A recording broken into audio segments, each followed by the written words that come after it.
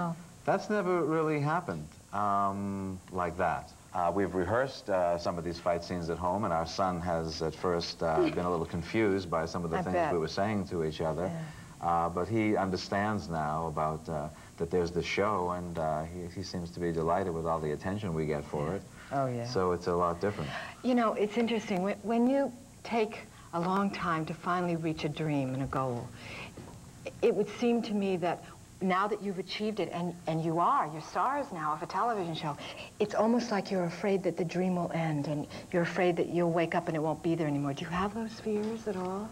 I don't. No? I have moments of having those fears, but I also have moments of having a new dream and expanding into different areas too. So it's both. You're here and you look back and say, thank God I'm here and I'm not there, but you're also looking ahead for the things that are next as well. It's great to meet you. Thanks for coming. Good luck with the next season. Thank you so much. Thank you. Yeah. Thank you. Coming up next, why getting older shouldn't mean getting fatter in part 2 of our Don't Diet series. Stay with us.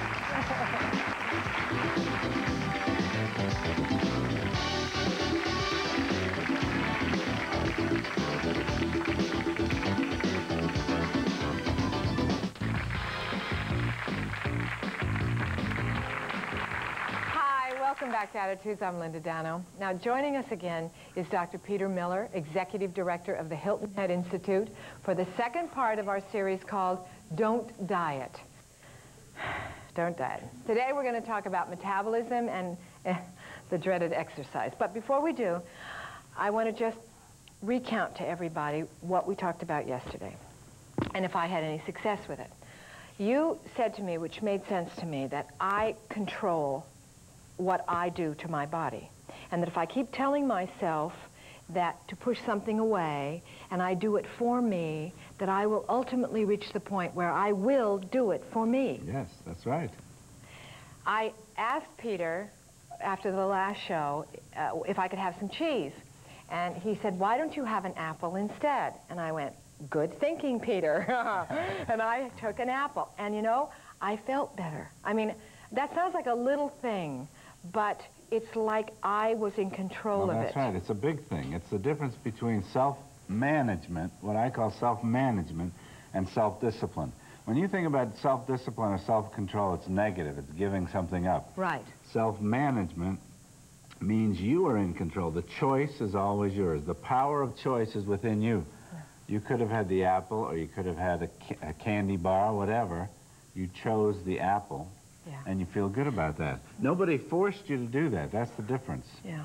Yeah, exactly. Now, I asked you backstage, because this is the thing that always drives me crazy. I seem to always eat more and am totally out of control when I'm under a lot of stress, when I'm tired, when Frank says something that hurts my feelings, or I've had a bad day at work, or whatever it might be. It's always some problem. Instead of trying to shore myself, I'm going to take care of myself, I immediately go to a cake or cookies, and I do it on the sneak. Now, why are we conditioned? Because you all do that, don't you? We all, see, we all do that. Now, why do we do that? Because you're using food as if it were medicine, as if it were a drug. It's like a drug addiction. Right. And what we have to do is break that connection. In fact, your body becomes conditioned, not just your mind, but your body. When you're under stress, certain things happen in your body, blood sugar changes, insulin changes, that make you want to have that food even more, because you've conditioned yourself. Once you start to change that, once you do something else when you're upset as opposed to eat, the next time it's easier, the next time it's easier. It's just important to break that connection, break those chains a few times, and then you develop the confidence you need to continue.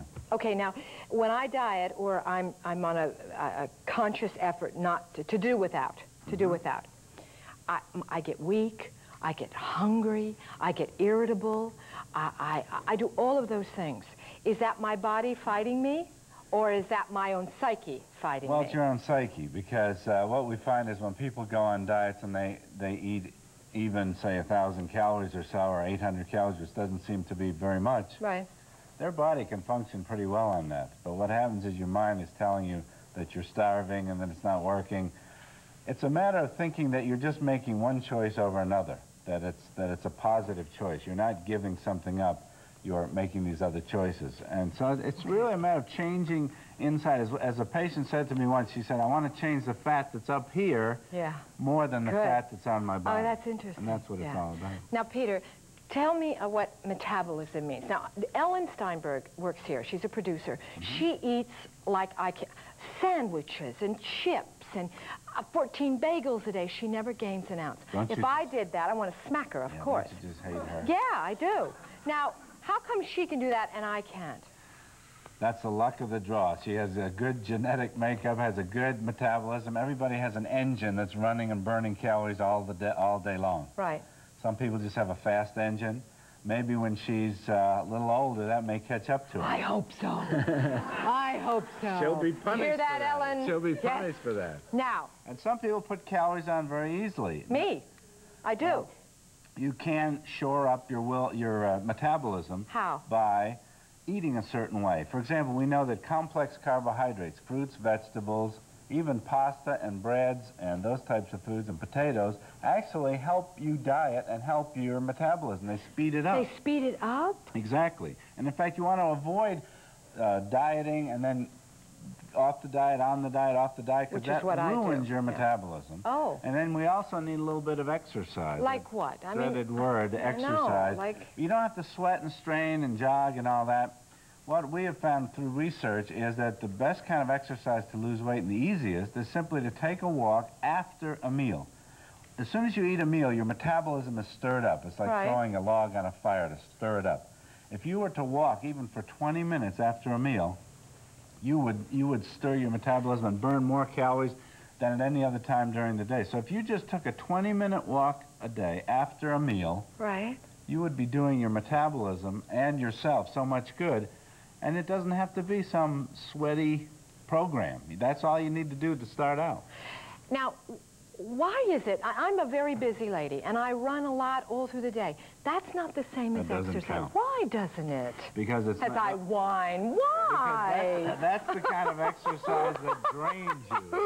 Oh. I've heard a lot of whining in my day, so that's all right. I was at your feet earlier whining. That exercise drains you. That just takes it fatigues your muscles. But the kind of exercise that helps you is the sustained exercise where you're moving over a period of time, over 20 minutes, non-stop. It's not stop and go. And it's in a setting where you're not thinking. You should use that 20 minutes as a stress management period to get away from it all.